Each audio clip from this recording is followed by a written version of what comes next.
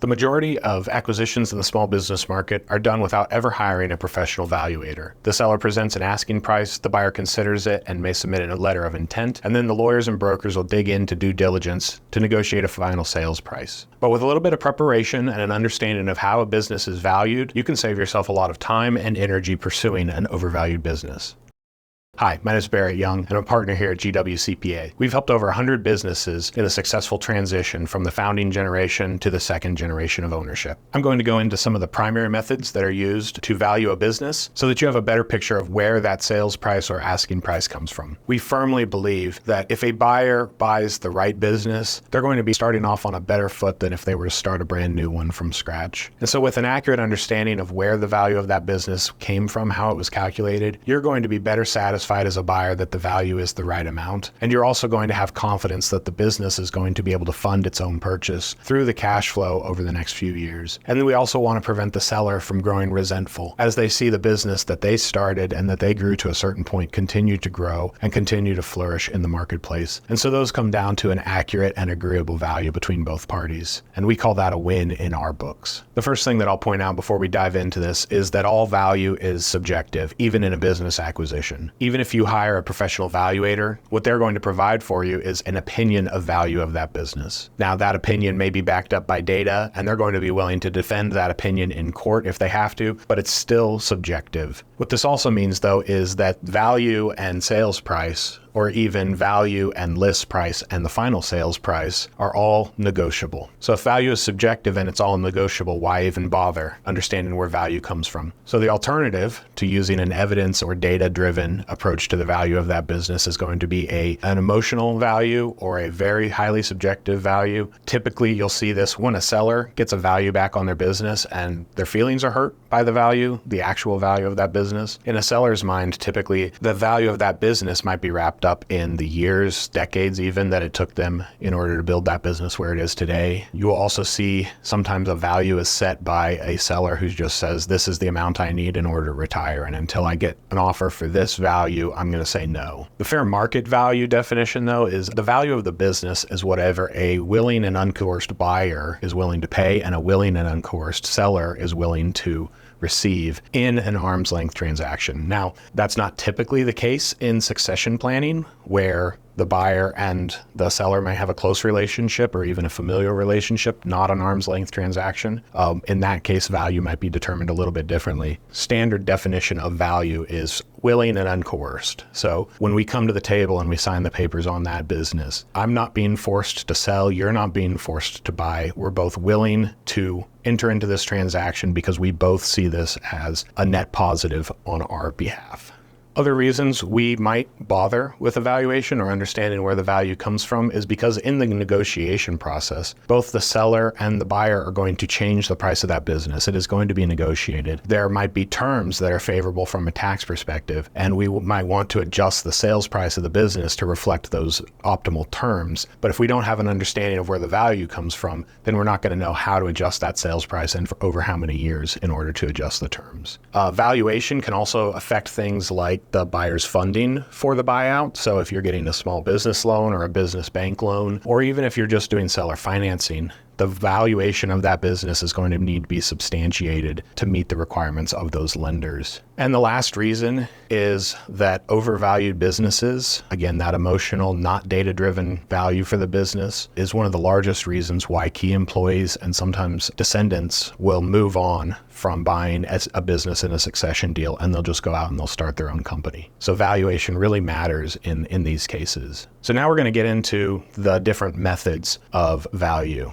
The easiest, most straightforward way to value a business is the asset-based approach. The most straightforward definition of this one is when you buy a house. The value of the house is what you're buying. You're not buying any intangibles. That's an asset-based purchase. Other examples of an asset-based approach might be used if you are buying a factory. You are buying lots of road equipment, construction equipment. Those are priced on an asset-based method. The asset-based method is the fair market value of those assets or the appraised value of those assets as of the date of transaction, minus any debt that is being assumed or loans that are being assumed by the buyer in that transaction. And that is how you determine the value of that transaction. There's another subset of asset-based approach, and this is liquidation value. And so if a business is going out of business and everything must go, this is liquidation based. So it's not necessarily a fair market value on the assets that are trying to be sold. It's what I'm willing to accept, like a minimum or a floor value. If you have a lot of assets that are outdated, the book value of that assets might be zero because they're 20, 30 years old. But they still might have a small, negligible liquidation value in the marketplace. Continuing with this theme of real estate transactions, the second method of business valuation is called a market-based approach. This is difficult to do in small businesses. This basically is the equivalent of a realtor who's going to look for comps. And so a market-based approach says, for a business of my size, my revenue, my location, what other transactions have happened within the market that are closest in those same parameters, and how much did that business sell for? The reason this is difficult in the small business market is because a lot of these transactions are underreported or not reported. It's not like the stock exchange where these things have to be valued and that price published or anything like that. And so a market approach will typically happen if you're working with a broker who has created their own market. If they've done hundreds of sales over the past couple of years, you also need to make sure those sales are recent. Obviously, you don't want to get a market-based approach based off of data from pre-COVID or 7-10 years ago. Specifically, that broker is going to be working in a certain vertical. And so they are able to say, we sell CPA firms, we've built the parameters of what a CPA firm look like. And so your CPA firm is valued at X based off of these 2 or 3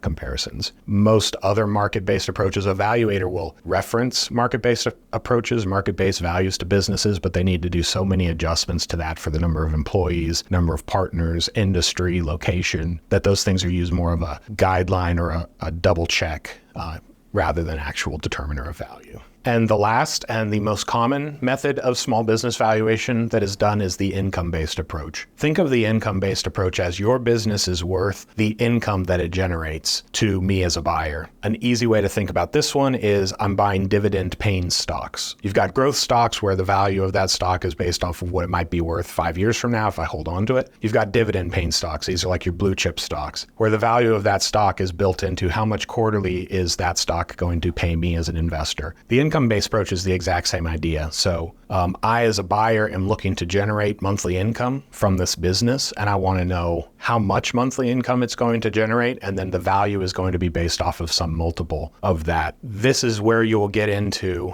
in the acquisition market, things like a multiple of either EBITDA, seller discretionary earnings, or revenue even. The approach is straightforward. It's used for small businesses where one buyer or a small group of buyers is buying a business that is controlled by one or a small group of sellers where they have discretion over those expenses. You might be able to prove that $2 million in revenue translates to $500,000 of SDE. And so we're going to base a multiple off of that. I'm buying that business based off of the monthly cash flow, the monthly or annual revenue that it's going to take. And so I want to find a business that's going to have that paid off within a short amount of time for the investment. Larger businesses will use what's called a discounted cash flows method. This is typically not used in the smaller business transaction market because they're expensive. They take a lot more time and they're really not necessary as much. But a discounted cash flows method will say, with these investments or these purchases, this amount of capital inflow, how much money over the next 10 to 20 years is going to be generated, and we're going to discount that to present value. Typically, you're going to look for a multiple of either SDE